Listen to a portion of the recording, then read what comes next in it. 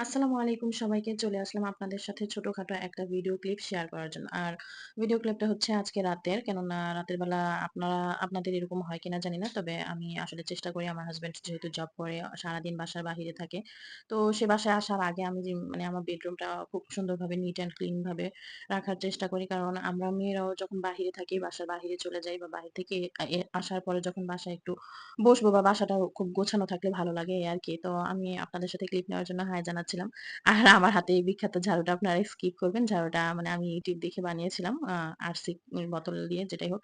বিছানাটা ঝেড়ে ও যেহেতু অনেক রাতের বেলা আসে তো ট্রাই করি বিছানা সুন্দরভাবে ক্লিন রাখার জন্য। আর মশারি-টশারি সবকিছু আমি আগে থেকে রেডি করে রাখি। আসলে বাসায় ছোট বাবু থাকলে যা হয় আরকি কাজকর্ম তেমন একটা করা যায় না। আপনি যেদিকেই যাবেন ছোট বাবু আপনার সাথে সেদিকেই যাবে। আর তারপরে যদি বাসায় মা ছাড়া আর কেউ না থাকে, দাদি বা নানি কেউ না থাকে, তখন তো কথাই নেই। বাচ্চারা একদম মায়ের লেজ ধরে মা যেদিকে যায় ওইদিকেই।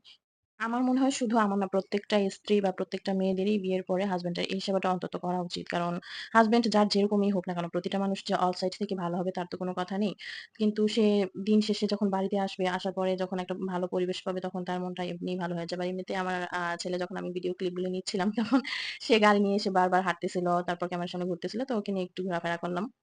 তো এই তো দৈনন্দিন কাজের মধ্যে যা থাকে মশারিটা টানালাম। আর এই যে রুমটা একটু ঝাড় দিব। ঝাড় দিয়ে রুম আমার কাজ শেষ। আর ও আসার পরে অনেকটা খুশি থাকে যে না আমি সবকিছু কমপ্লিট করে রাখছি। যে আসলে ওর কখন কোনটা লাগে লুঙ্গিটা, গামছাটা সবকিছু হাতে নাগালে এগিয়ে রাখি। এই যে ঝাড়ু দিয়েও শান্তি নেই দেখছেন আমার বাচ্চা কি অবস্থা করতেছে। আচ্ছা আপনাদের বাসার এই ছোট রাজপুত্রগুলো কেমন করে? আসলে এমন করবে বাচ্চা-কাচ্চাদের উপরে তো আর দোষ দিয়ে লাভ নেই। কারণ ঢাকা বাড়িতে রুমবদ্ধ অবস্থায় বাসাতে কেউ থাকে না। অলওয়েজ মায়ের সাথে থাকে। আর আমার ছেলেটা একটু ভিন্ন।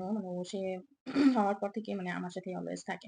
তো যাই হোক ওকে আমি বারবার বলতেছিলাম যে, "বাবা সরো আমার রুমটা ঝাড়ু দিয়ে।" সে আমার কথাটা শুনছিল, বুঝতে পারছিল। পরে হাঁটতেছিল আমি রুমটা ঝাড়ু দিয়ে নিলাম এই আরকি।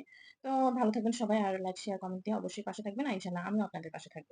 মনে রাখবেন ফেসবুকে একা কখনো সফল হওয়া যায় না। আপনি যদি আজকে আমার পাশে থাকেন অবশ্যই আমিও আপনার পাশে থাকবো। আর এভাবেই সফল হতে হবে। সবাই সবার পাশে থেকে লাইক, কমেন্ট, শেয়ার দিয়ে এবং এনগেজমেন্ট বাড়ানো যাবে।